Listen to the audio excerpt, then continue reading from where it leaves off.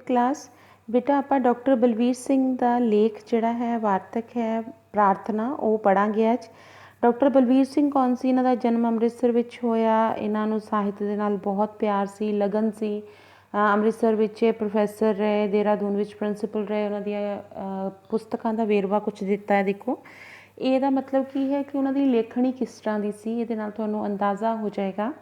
ਅਤੇ ਅਸੀਂ ਹੁਣ ਚੱਲਦੇ ਹਾਂ ਪ੍ਰਾਰਥਨਾ ਲੇਖ ਦੇ ਵਿੱਚ। ਪ੍ਰਾਰਥਨਾ ਕੀ ਹੈ ਕਿ ਜਦੋਂ ਅਸੀਂ ਆਪਣੇ ਕਿਸੇ ਵੀ ਨਿਆਮਤ ਸਾਨੂੰ ਰੱਬ ਨੇ ਦਿੱਤੀ ਹੈ ਉਹਦੇ ਲਈ ਅਸੀਂ ਰੱਬ ਦਾ ਸ਼ੁਕਰਾਨਾ ਕਰਦੇ ਹਾਂ। ਸਾਨੂੰ ਜ਼ਰੂਰਤ ਹੈ, ਕੋਈ ਸਾਨੂੰ ਤਕਲੀਫ ਹੈ, ਸਾਨੂੰ ਕੋਈ ਖੁਸ਼ੀ ਹੈ, ਅਸੀਂ ਰੱਬ ਨੂੰ ਯਾਦ ਕਰਦੇ ਹਾਂ, ਉਸ ਪਰਮਾਤਮਾ ਨੂੰ ਯਾਦ ਕਰਦੇ ਹਾਂ। ਉਹ ਕਿਸੇ ਵੀ ਰੂਪ ਦੇ ਵਿੱਚ ਹੋ ਸਕਦਾ ਹੈ, ਜ਼ਰੂਰੀ ਨਹੀਂ ਹੈ ਕਿ ਅਸੀਂ ਉਹਨੂੰ ਕਿਸੇ ਧਰਮ ਵਿੱਚ ਬੰਨ੍ਹ ਕੇ ਕਰਨਾ। ਤਾਂ ਪ੍ਰਾਰਥਨਾ ਕਹਿੰਦੇ ਕਿ ਬੰਦੇ ਲਈ ਅਰਦਾਸ ਬਹੁਤ ਜ਼ਰੂਰੀ ਹੈ। ਅਰਦਾਸ ਕੀ ਕਰਦੇ ਹਾਂ ਕਿ ਸਾਡੇ ਜਿਹੜੇ ਚੰਗੇ ਵੇਲੇ ਹਨ ਜਾਂ ਸਾਡੇ ਮਾੜੇ ਵੇਲੇ ਹਨ, ਮਾੜੇ ਵੇਲੇ ਦੇ ਦੁੱਖ ਕੱਟੇ ਜਾਣ ਅਤੇ ਚੰਗੀਆਂ ਖੁਸ਼ੀਆਂ ਇਸ ਤਰ੍ਹਾਂ ਹੀ ਆਉਂਦੇ ਰਹਿਣ। ਕਹਿੰਦੇ ਕਈ ਮੌਕੇ ਇੱਦਾਂ ਦੇ ਆਉਂਦੇ, ਦੇਖੋ ਵੱਡੇ ਵੱਡੇ ਰਾਠ ਮਨੁੱਖ ਲਈ, ਰਾਠ ਹੁੰਦਾ ਅਮੀਰ ਬੰਦਾ, ਸ਼ਾਹੂਕਾਰ ਬੰਦਾ, ਉਹਦੇ ਕੋਲ ਵੀ ਅਰਦਾਸ ਮਤਲਬ ਪ੍ਰਾਰਥਨਾ ਤੋਂ ਬਿਨਾਂ ਕੋਈ ਆਸਰਾ ਨਹੀਂ ਰਹਿ ਜਾਂਦਾ। ਆਮ ਤੌਰ 'ਤੇ ਤੁਸੀਂ ਫਿਲਮਾਂ ਦੇ ਵਿੱਚ ਦੇਖਿਆ ਹੋਏਗਾ ਕਿ ਕਹਿੰਦੇ ਕਿ ਦੁਆਵਾਂ ਨਹੀਂ ਚੱਲ ਲੱਗ ਰਹੀਆਂ ਜਾਂ ਦਵਾਈ ਨਹੀਂ ਲੱਗ ਰਹੀ, ਅਰਦਾਸ ਹੀ ਇੱਕ ਸਹਾਰਾ ਹੈ। ਬੇਟਾ ਉਹ ਤਾਂ ਇੱਕ ਨਾਟਕ ਹੈ, ਪਰ ਉਹ ਸੱਚਾਈ ਹੈ ਕਿ ਕਈ ਵਾਰ ਮੌਕਾ ਸਾਡੀ ਜ਼ਿੰਦਗੀ 'ਚ ਇੱਦਾਂ ਦਾ ਆਉਂਦਾ ਕਿ ਅਰਦਾਸ ਤੋਂ ਬਿਨਾਂ ਰੱਬ ਬੰਦਾ ਇਨਸਾਨ ਕੁਛ ਨਹੀਂ ਕਰ ਸਕਦਾ। ਹੁਣ ਸਵਾਲ ਉੱਠਦਾ ਕਿ ਅਰਦਾਸ ਅਸੀਂ ਕਦੋਂ ਕਰਦੇ ਹਾਂ? ਅਰਦਾਸ ਅਸੀਂ ਕਦੋਂ ਕਰਦੇ? ਦੇਖੋ ਜਨਮ ਵੇਲੇ, ਮਰਨ ਵੇਲੇ, ਵਿਆਹ ਵੇਲੇ, ਕੋਈ ਵੀ ਚੰਗਾ ਕੰਮ ਹੋਵੇ ਹੈ ਨਾ, ਉਦੋਂ ਅਰਦਾਸ ਕਰਦੇ ਹਾਂ। ਉਸ ਤੋਂ ਇਲਾਵਾ ਇੱਥੇ ਦੇਖੋ ਗੱਲ ਦਿੱਤੀ ਹੈਗੀ ਸੁਕਰਾਤ ਦੀ। ਸੁਕਰਾਤ ਦੇਖੋ ਸਭ ਤੋਂ ਸਿਆਣਾ ਆਦਮੀ ਸੁਕਰਾਤ ਨਜ਼ਰ ਆ ਰਿਹਾ, ਮੈਂ ਥੋੜ੍ਹਾ ਹਾਈਲਾਈਟ ਵੀ ਕੀਤਾ। ਉਹਨੇ ਜ਼ਹਿਰ ਦਾ ਪਿਆਲਾ ਉਹਨੂੰ ਪੀਣਾ ਪੈ ਗਿਆ ਸੀ ਕਿਉਂਕਿ ਉਹ ਸੱਚ ਲਿਖਦਾ ਸੀ, ਇੱਕ ਬਹੁਤ ਵੱਡਾ ਫਿਲੋਸਫਰ ਹੋਇਆ, ਸੱਚ ਦੇ ਰਾਹ 'ਤੇ ਚੱਲਦਾ ਸੀ।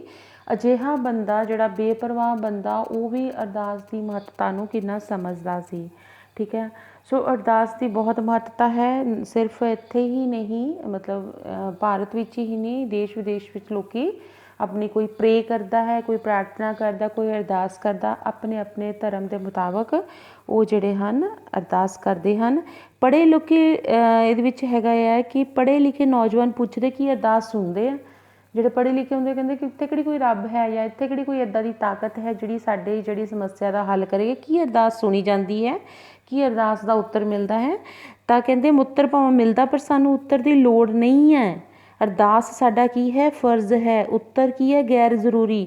ਅਸੀਂ ਰੱਬ ਨੂੰ ਅਸੀਂ ਕੁਝ ਕਹਿ ਦਿੱਤਾ, ਜ਼ਰੂਰੀ ਨਹੀਂ ਹੈ ਉਹ ਸਾਡਾ ਕਹਿਣਾ ਉਸੇ ਵੇਲੇ ਮੰਨੇ, ਹੈ ਨਾ। ਉਹ ਉਸੇ ਵੇਲੇ ਹੀ ਉਹ ਪਰਮਾਤਮਾ ਜਿਹੜੀ ਹੈ ਤੁਹਾਡੀ ਇੱਛਾ ਪੂਰੀ ਕਰੇ। ਉਹ ਸਾਡਾ ਫਰਜ਼ ਹੈ। ਜਿੱਦਾਂ ਅਸੀਂ ਆਪਣੇ ਮਾਤਾ ਪਿਤਾ ਦੀ ਸੇਵਾ ਕਰਦੇ ਹਾਂ, ਉਹ ਸਾਡਾ ਫਰਜ਼ ਹੈ।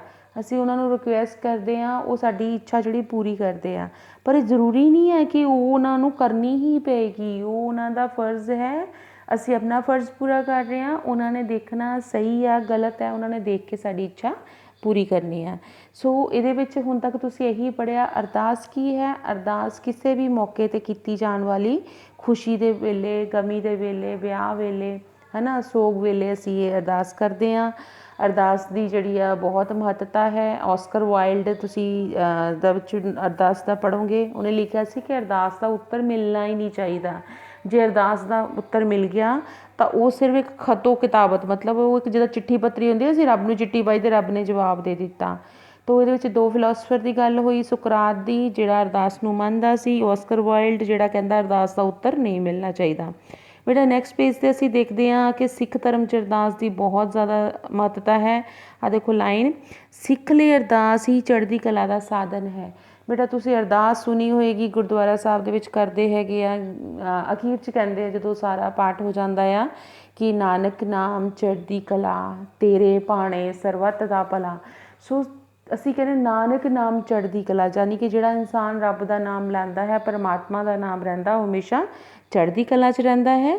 ਤੇਰੇ ਭਾਣੇ ਸਰਬੱਤ ਦਾ ਭਲਾ ਮਤਲਬ ਕੀ ਹੈ? ਉਹ ਇਨਸਾਨ ਜਿਹੜਾ ਹੈ ਰੱਬ, ਜਦੋਂ ਅਸੀਂ ਸਰਬੱਤ ਮਤਲਬ ਸਾਰੀ ਦੁਨੀਆ, ਜਦੋਂ ਅਸੀਂ ਸਾਰੀ ਦੁਨੀਆ ਦਾ ਸਰਬੱਤ ਦਾ ਭਲਾ ਮੰਗਦੇ ਹਾਂ, ਠੀਕ ਹੈ, ਵੱਡਿਆਂ ਦਾ, ਛੋਟਿਆਂ ਦਾ, ਸਾਰਿਆਂ ਦਾ, ਬਿਨਾਂ ਕਿਸੇ ਵੈਰ ਵਿਰੋਧ, ਸਾਡਾ ਆਪਣਾ ਭਲਾ ਵੀ ਹੋਏਗਾ। ਠੀਕ ਹੈ, ਤਾਂ ਦੇਖੋ ਇੱਕ ਉਹਨਾਂ ਨੇ ਲਿਖਿਆ ਹੋਇਆ ਹੈ ਕਿ ਦੇਖੋ, ਤੁਮ ਠਾਕੁਰ ਤੁਮ ਪੇ ਅਰਦਾਸ, ਜਿਉ ਪਿੰਡ ਸਭ ਤੇਰੀ ਰਾਸ। ਕੀ ਦਿੱਤਾ ਉਹਨਾਂ ਨੇ ਲਾਈਨਾਂ? ਤੁਮ ਠਾਕੁਰ, ਕਿ ਇਹ ਪਰਮਾਤਮਾ ਤੂੰ ਹੀ ਠਾਕੁਰ ਹੈ, ਤੂੰ ਹੀ ਦੇਣਦਾਰ ਹੈ। ਤੁਮ ਪੇ ਅਰਦਾਸ, ਅਸੀਂ ਤੈਨੂੰ ਅਰਦਾਸ ਕਰਦੇ ਹਾਂ, ਜਿਉ ਪਿੰਡ ਸਭ ਤੇਰੀ ਰਾਸ, ਕਿ ਸਾਰਾ ਪਿੰਡ ਯਾਨੀ ਕਿ ਸਾਰਾ ਸੰਸਾਰ ਜੋ ਸਾਡਾ ਰਿਸ਼ਤੇ ਨਾਤੇ ਨੇ ਸਾਰੇ ਬਸਦੇ ਰਹਿਣ, ਸਭ ਤੇਰੀ ਰਾਸ, ਤੇਰੀ ਮਿਹਰ ਦੇ ਨਾਲ ਸਾਰਿਆਂ ਦੇ ਜਿਹੜੇ ਹਨ ਉਹ ਹੱਸਦੇ ਬਸਦੇ ਰਹਿਣ। ਉਸ ਤੋਂ ਬਾਅਦ ਇਹਦੇ ਵਿੱਚ ਇਹਨਾਂ ਨੇ ਗੱਲ ਕੀਤੀ ਮਹਾਰਾਜਾ ਰਣਜੀਤ ਸਿੰਘ ਦੀ। ਮਹਾਰਾਜਾ ਰਣਜੀਤ ਸਿੰਘ ਦੀ ਬਹਾਦਰੀ ਅਤੇ ਉਦਾਰਤਾ ਨੂੰ ਕੋਈ ਨਹੀਂ ਜਾਣਦਾ। ਉਹਨਾਂ ਦਾ ਚੱਪੇ ਚੱਪ 'ਤੇ ਅੰਗਰੇਜ਼ਾਂ ਦਾ ਜਦੋਂ ਰਾਜ ਸੀ, ਇੱਦਾਂ ਦੇ ਬੰਦਿਆਂ ਨਾਲ ਕਹਿ ਲਓ ਕਿ ਬਹਾਦਰੀ ਨਾਲ ਮੁਕਾਬਲਾ ਕਰਨਾ ਕੌਣ ਕਰ ਰਿਹਾ ਸੀ? ਸ਼ੇਰ ਦਿਲ। ਆ ਦੇਖੋ ਲਿਖਿਆ, ਸ਼ੇਰ ਦਿਲ ਕਦੀ ਨਹੀਂ ਘਬਰਾਇਆ, ਹੈ ਨਾ। ਅਤੇ ਉਹ ਕੀ ਕਰਦਾ ਸੀ? ਔਖੇ ਵੇਲੇ ਪ੍ਰਾਰਥਨਾ ਕਰਦਾ ਸੀ, ਆਪਣਾ ਰੱਬ ਦਾ ਸਿਮਰਨ ਕਰਦਾ ਸੀ, ਉਸ ਤੋਂ ਬਾਅਦ ਉਹ ਜਿੱਤ ਲੈਂਦਾ ਸੀ। ਮਤਲਬ ਉਹਦੇ 'ਚ ਇੰਨੀ ਮਹਾਰਾਜਾ ਰਣਜੀਤ ਸਿੰਘ ਜੀ ਦੇ ਵਿੱਚ ਇੰਨੀ ਆਪਣੀ ਆਤਮ ਸ਼ਕਤੀ ਕਹਿ ਸਕਦੇ ਹਾਂ ਕਿ ਜੇ ਮੈਂ ਪ੍ਰਾਰਥਨਾ ਕਰਾਂਗਾ ਰੱਬ ਮੇਰਾ ਸਹਾਈ ਹੋਏਗਾ। ਇਸ ਤੋਂ ਬਾਅਦ ਕਹਿੰਦੇ ਕਿ ਇਹਦੇ 'ਚ ਘਟਨਾ ਦਿੱਤੀ, ਇੱਕ ਬਹੁਤ ਵੱਡਾ ਸਰਦਾਰ ਸੀ, ਉਹ ਧਾੜਵੀ ਤੋਂ ਸਰਦਾਰ ਬਣਿਆ। ਮਹਾਰਾਜਾ ਰਣਜੀਤ ਸਿੰਘ ਨੇ ਉਹਨੂੰ ਬਣਾਇਆ। ਉਹਨੇ ਕੀ ਕੀਤਾ? ਮਹਾਰਾਜਾ ਰਣਜੀਤ ਸਿੰਘ ਦੇ ਨਾਲ ਹੀ ਦਗਾ ਕਰ ਦਿੱਤਾ। ਅਤੇ ਜਦੋਂ ਪਤਾ, ਉਹਨੂੰ ਲੈ ਕੇ ਕੈਦ ਕੀਤਾ, ਕਿੱਥੇ? ਰੋਹਤਾਸ ਦੇ ਕਿਲ੍ਹੇ ਦੇ ਵਿੱਚ। ਉਹ ਇੰਨਾ ਗੁੱਸੇ ਵਾਲਾ ਸੀ, ਰੱਬ ਨੂੰ ਗਾਲਾਂ ਕੱਢਦਾ ਸੀ, ਪਾਪ ਕਰਦਾ ਸੀ, ਹੈ ਨਾ। ਅਤੇ ਇੱਕ ਵਾਰੀ ਕਹਿੰਦੇ ਉਹ ਆਪਣੀ ਕੁਟੀਆ ਦੇ ਜਾਲੇ ਫਰੋਲਦਾ ਸੀ, ਉਹਨੂੰ ਹਨੇਰੇ ਕਮਰੇ 'ਚ ਡੱਕ ਦਿੱਤਾ। ਦੇਖੋ ਉਹਨੇ ਸਮਾਂ ਕੱਟਣ ਲਈ ਕੁਟੀਆ ਦੇ ਜਾਲੇ ਫਰੋਲ ਰਿਹਾ ਸੀ। ਅਚਾਨਕ ਉਹਨੂੰ ਹੱਥ ਵਿੱਚ ਕੀ ਲੱਗਾ? ਇੱਕ ਪੁਰਾਣੀ ਪੋਥੀ ਮਤਲਬ ਪੁਸਤਕ ਉਹਨੂੰ ਪੜ੍ਹਨ ਬੈਠ ਗਿਆ, ਅਤੇ ਉਹਦੇ ਵਿੱਚ ਲਿਖਿਆ ਸੀ ਸਦਾ ਬਖਸ਼ਿੰਦ ਸਦਾ ਮਿਹਰਵਾਨਾ, ਸਦ ਬਖਸ਼ਿੰਦ ਸਦਾ ਮਿਹਰਵਾਨਾ, ਸਭਨਾ ਦੇ ਆਧਾਰੀ। ਮਤਲਬ ਕੀ ਹੈ ਕਿ ਉਹਨੂੰ ਜਦੋਂ ਲਾਈਨਾਂ ਪੜ੍ਹੀਆਂ, ਕਹਿੰਦੇ ਸਦ ਬਖਸ਼ਿੰਦ ਸਦਾ ਮਿਹਰਵਾਨਾ, ਉਹ ਹਮੇਸ਼ਾ ਜਿਹੜਾ ਸਦਾ ਮਿਹਰਬਾਨ ਵਾਲਾ ਕੌਣ ਹੈ? ਪਰਮਾਤਮਾ। ਕਿ ਪਰਮਾਤਮਾ ਹਮੇਸ਼ਾ ਨੂੰ ਸਦਾ ਲੋਕਾਂ ਨੂੰ ਬਖਸ਼ਦਾ, ਕਿ ਮੈਨੂੰ ਬਖਸ਼ੇਗਾ। ਆ ਦੇਖੋ ਕਹਿੰਦੇ ਕਿ ਉਹਨੇ ਲੱਗਿਆ ਕਿ ਕਹਿੰਦਾ ਜੇ ਸਾਰਾ ਇਸ ਸੰਸਾਰ ਦੁਨੀਆ ਤੋਂ ਤਰ ਜਾਂਦੇ ਆ ਤਾਂ ਕੀ ਮੈਂ ਤਰ ਜਾਂਗਾ? ਉਹਨੇ ਆਪਣੇ ਆਪ ਨੂੰ ਇਹ ਸਵਾਲ ਪੁੱਛੇ, ਠੀਕ ਹੈ। ਉਸ ਤੋਂ ਬਾਅਦ ਕਹਿੰਦੇ ਕਿ ਇੱਕ ਦਿਨ ਕੀ ਹੋਇਆ ਕਿ ਉਹਨੂੰ ਯਾਦ ਆ ਗਿਆ, ਕਹਿੰਦਾ ਹੇ ਅਕਾਲ ਪੁਰਖ, ਮੈਂ ਆਪਣੇ ਜਵਾਨੀ ਦੇ ਦਿਨਾਂ 'ਚ ਕਈ ਬੇਦੋਸ਼ ਮਾਰੇ ਹਨ, ਕਈ ਸੈਂਕੜੇ ਇਸਤਰੀਆਂ ਨੂੰ ਵਿਧਵਾ ਕੀਤਾ ਆ, ਅਣਗਿਣਤ ਬੱਚੇ ਅਨਾਥ ਕੀਤੇ ਆ, ਤੇਰੀ ਸ੍ਰਿਸ਼ਟੀ ਨੂੰ ਦੁੱਖ ਦਿੱਤਾ। ਅਤੇ ਜਿਹਨੇ ਮੈਨੂੰ ਧਾੜਵੀ ਤੋਂ ਸਰਦਾਰ ਬਣਾਇਆ, ਕਿਹਨੇ ਬਣਾਇਆ ਸੀ? ਮਹਾਰਾਜਾ ਰਣਜੀਤ ਸਿੰਘ ਨੇ। ਮੈਂ ਉਹਦਾ ਵੀ ਦੁਸ਼ਮਣ ਹੋ ਗਿਆ। ਪ੍ਰਾਰਥਨਾ ਕੀਤੀ ਉਹਨੇ। ਅਤੇ ਉਹਨੂੰ ਇੱਦਾਂ ਦਾ ਕਹਿੰਦੇ ਕੈਦੀ ਨੂੰ ਬੜਾ ਆਨੰਦ ਪ੍ਰਾਪਤ ਹੋਇਆ। ਆਪਣੇ ਆਪ 'ਚ ਕਹਿਣ ਲੱਗਾ, ਉਹਨੂੰ ਇੱਕਦਮ ਉਹਦਾ ਮਨ ਸ਼ਾਂਤ ਹੋ ਗਿਆ। ਕਹਿੰਦਾ ਮੈਂ ਤਾਂ ਆਪਣੇ ਨੂੰ ਅਤੀ ਦੁਖੀ ਸਮਝਦਾ ਸੀ, ਪਰ ਮੈਂ ਹੁਣ ਆਨੰਦਿਤ ਹਾਂ, ਠੀਕ ਹੈ।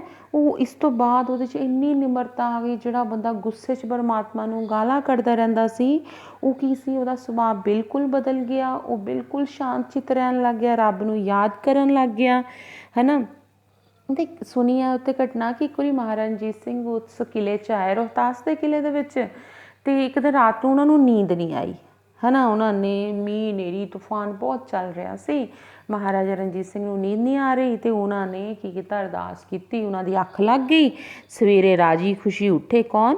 ਮਹਾਰਾਜਾ ਰਣਜੀਤ ਸਿੰਘ, ਠੀਕ ਹੈ। ਅਤੇ ਵਜ਼ੀਰ ਧਿਆਨ ਸਿੰਘ ਨੂੰ ਕਹਿੰਦੇ ਕਿ ਵਾਹਿਗੁਰੂ ਨੇ ਰਾਤੀ ਮੇਰੀ ਬੇਨਤੀ ਸੁਣੀ, ਮੈਨੂੰ ਆਰਾਮ ਦਿੱਤਾ, ਮੈਂ ਰੱਬ ਦਾ ਧੰਨਵਾਦ ਕਰਨਾ ਚਾਹੁੰਦਾ, ਅਤੇ ਮੈਂ ਚਾਹੁੰਦਾ ਕਿ ਅੱਜ ਇੱਕ ਕੈਦੀ ਨੂੰ ਛੁਟਕਾਰਾ ਦੇ ਦਾਂ। ਅਤੇ ਉਹਨੇ ਵਜ਼ੀਰ ਸਿੰਘ ਨੇ, ਕੌਣ ਸੀ? ਉਹਦੇ ਵਜ਼ੀਰ ਧਿਆਨ ਸਿੰਘ ਨੇ ਕੀ ਕਿਹਾ ਕਿ ਮਹਾਰਾਜ ਤੁਹਾਡੀ ਜਿਹੜੀ ਹੈ ਮਿਹਰ ਦੇ ਯੋਗ ਇੱਕ ਬੰਦਾ ਹੈ ਜਿਹੜਾ ਮਤਲਬ ਧਾੜਵੀ ਤੋਂ ਸਰਦਾਰ ਬਣਿਆ ਸੀ, ਠੀਕ ਹੈ, ਤੁਹਾਡੀ ਕੈਦ 'ਚ ਆ।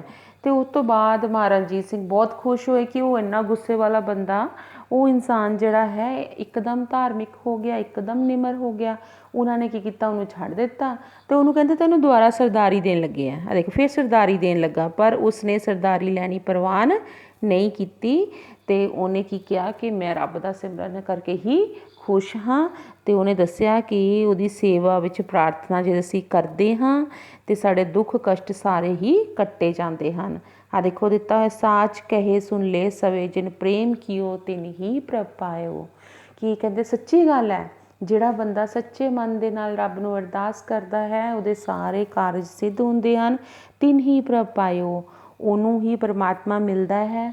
ਸੋ ਬੇਟਾ ਕੀ ਕਹਿੰਦੇ? ਦੁਨੀਆ ਥੋੜ੍ਹ ਚਿਰੀ ਹੈ, ਅਖੀਰ ਨੂੰ ਹਰ ਬੰਦੇ ਨੇ ਰੱਬ ਦੇ ਕੋਲ ਜਾਣਾ, ਪਰਮੇਸ਼ਵਰ ਦੀ ਦਰਗਾਹੇ ਚੱਲਣਾ ਹੈ, ਯਾਨੀ ਕਿ ਰੱਬ ਦੇ ਘਰ ਜਾਣਾ ਆ। ਅਤੇ ਕਹਿੰਦੇ ਆ ਕਿ ਜਿੰਨੀਆਂ 84 ਜੂਨਾਂ ਦਾ ਨਰਕ, ਮਤਲਬ ਬੰਦੇ ਨੇ ਆਪਣੀ ਜ਼ਿੰਦਗੀ ਭੁਗਤਦੇ ਹੋਏ ਰੱਬ ਕੋਲ ਜਾਣਾ। ਇਸ ਲਈ ਬੰਦੇ ਨੂੰ ਹਮੇਸ਼ਾ ਅਰਦਾਸ ਦਾ ਸਹਾਰਾ ਲੈਣਾ ਚਾਹੀਦਾ, ਪ੍ਰਾਰਥਨਾ ਦਾ ਸਹਾਰਾ ਲੈਣਾ ਚਾਹੀਦਾ ਹੈ। ਸੋ ਇਸ ਲੇਖ ਦੇ ਵਿੱਚ ਇਹ ਤਾਂ ਮੈਂ ਤੁਹਾਨੂੰ ਕਿਤਾਬ ਦੇ ਮੁਤਾਬਕ ਸਮਝਾਇਆ। ਇਹਦੇ ਵਿੱਚ ਕੁਝ ਪੁਆਇੰਟਸ ਨੇ ਕਿ ਅਰਦਾਸ ਕੀ ਹੁੰਦੀ ਹੈ, ਅਰਦਾਸ ਕੀ ਹੈ? ਜਦੋਂ ਅਸੀਂ ਖੁਸ਼ੀ ਵੇਲੇ, ਦੁੱਖ ਵੇਲੇ, ਵਿਆਹ ਵੇਲੇ, ਜਨਮ ਵੇਲੇ, ਮਰਨ ਵੇਲੇ ਅਸੀਂ ਰੱਬ ਦਾ ਧੰਨਵਾਦ ਕਰਦੇ ਹਾਂ ਜਾਂ ਰੱਬ ਨੂੰ ਪ੍ਰਾਰਥਨਾ ਕਰਦੇ ਹਾਂ। ਨੰਬਰ 1। ਨੰਬਰ 2, ਗੱਲ ਕੀਤੀ ਸੁਕਰਾਤ ਦੀ। ਸੁਕਰਾਤ ਕੀ ਸੀਗਾ? ਇੱਕ ਬਹੁਤ ਵੱਡਾ ਫਿਲੋਸਫਰ ਸੀ, ਠੀਕ ਹੈ, ਦਾਰਸ਼ਨਿਕ ਸੀ, ਅਤੇ ਉਹ ਇਨਸਾਨ ਵੀ ਪ੍ਰਾਰਥਨਾ ਨੂੰ ਮੰਨਦਾ ਸੀ, ਠੀਕ ਹੈ। ਨੰਬਰ 3, ਨੌਜਵਾਨ ਕਹਿੰਦੇ ਆ, ਮਤਲਬ ਅੱਜ ਕੱਲ੍ਹ ਦੇ ਮੁੰਡੇ ਕੁੜੀਆਂ ਕਹਿੰਦੇ ਅਰਦਾਸ ਦਾ ਉੱਤਰ ਮਿਲਦਾ, ਤਾਂ ਇਹਦਾ ਉੱਤਰ ਕੀ ਹੈ? ਅਰਦਾਸ ਦਾ ਉੱਤਰ ਮਿਲਣਾ ਨਹੀਂ ਚਾਹੀਦਾ, ਠੀਕ ਆ। ਅਰਦਾਸ ਸਾਡਾ ਫਰਜ਼ ਹੈ, ਓਕੇ।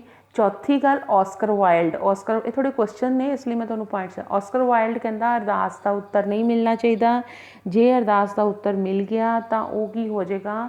ਉਹ ਖਤੋ ਕਿਤਾਬਤ ਦਾ ਸਿਲਸਿਲਾ ਹੋ ਜਾਏਗਾ, ਯਾਨੀ ਕਿ ਉਹ ਸਿਰਫ ਇੱਦਾਂ ਹੈ ਕਿ ਜਿੱਦਾਂ ਅਸੀਂ ਰੱਬ ਨੂੰ ਚਿੱਠੀ ਲਿਖ ਦਿੱਤੀ ਨਾ, ਅਤੇ ਰੱਬ ਕੀ ਕਰਦਾ ਹੈ? ਸਾਡੀਆਂ ਸਾਰੀਆਂ ਇੱਛਾਵਾਂ ਪੂਰੀਆਂ ਕਰ ਦਿੰਦਾ ਹੈ, ਉਹ ਇੱਦਾਂ ਹੋ ਜਾਏਗਾ। ਸੋ ਅਰਦਾਸ ਦਾ ਉੱਤਰ ਨਹੀਂ ਮਿਲਣਾ ਚਾਹੀਦਾ। ਨੰਬਰ 5, ਇੱਕ ਸਰਦਾਰ ਦੀ ਗੱਲ ਕੀਤੀ ਹੈ, ਜਿਹੜਾ ਧਾੜਵੀ ਤੋਂ ਸਰਦਾਰ ਬਣਿਆ, ਉਹਨੇ ਮਹਾਰਾਜਾ ਰਣਜੀਤ ਸਿੰਘ ਨਾਲ ਹੀ ਗੱਦਾਰੀ ਕੀਤੀ, ਗੁੱਸੇਖੋਰ ਸੀ, ਰੱਬ ਨੂੰ ਗਾਲਾਂ ਕੱਢਦਾ ਸੀ।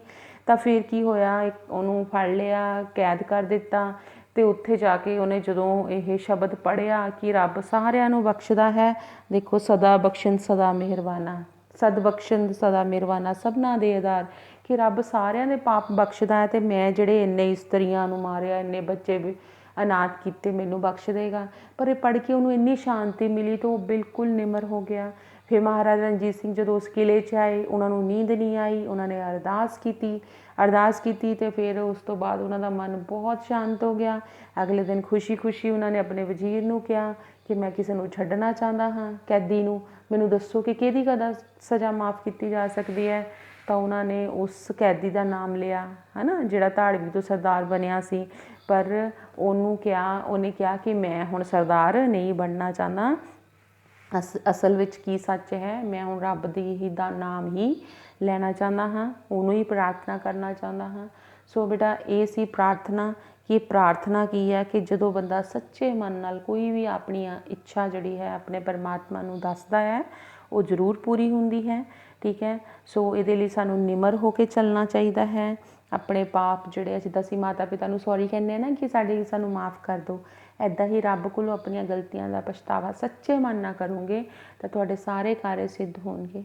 ਤੁਹਾਡੀ, ਜਿਸ ਤਰ੍ਹਾਂ ਤੁਸੀਂ ਵਿਦਿਆਰਥੀ ਹੋ, ਵਿਦਿਆਰਥੀ ਜੀਵਨ ਦੇ ਵਿੱਚ ਸਫਲਤਾ ਮਿਲੇਗੀ, ਤੁਹਾਨੂੰ ਤੁਹਾਡੇ ਭਵਿੱਖ ਵਿੱਚ ਸਫਲਤਾ ਮਿਲੇਗੀ, ਅਗਰ ਤੁਸੀਂ ਸੱਚੇ ਮਨ ਨਾਲ, ਬਿਨਾਂ ਕੋਈ ਵੈਰ ਵਿਰੋਧ ਰੱਖੇ, ਸੱਚੇ ਮਨ ਨਾਲ ਅਰਦਾਸ ਕਰੋਗੇ, ਠੀਕ ਹੈ। ਤਾਂ ਸਿੱਖ ਧਰਮ ਦੇ ਵਿੱਚ ਅਰਦਾਸ ਦਾ ਮਤਲਬ ਹੈ ਚੜ੍ਹਦੀ ਕਲਾ, ਓਕੇ। ਇਹ ਸਾਰੇ ਤੁਹਾਡੇ ਕੁਐਸਚਨ ਸੀਗੇ। ਇੱਥੇ ਅਖੀਰ ਦੇ ਵਿੱਚ ਪ੍ਰਸ਼ਨਾਂ, ਔਖੇ ਸ਼ਬਦਾਂ ਦੇ ਉੱਤਰ ਦਿੱਤੇ ਨੇ, ਉਹਨੂੰ ਤੁਸੀਂ ਪੜ੍ਹ ਸਕਦੇ ਹੋ, ਠੀਕ ਹੈ। ਸੋ ਇਹਦੇ ਨਾਲ ਹੀ ਤੁਹਾਡਾ ਇਹ ਜਿਹੜਾ ਲੇਖ ਹੈ ਖ਼ਤਮ ਹੁੰਦਾ। Thank you, good luck.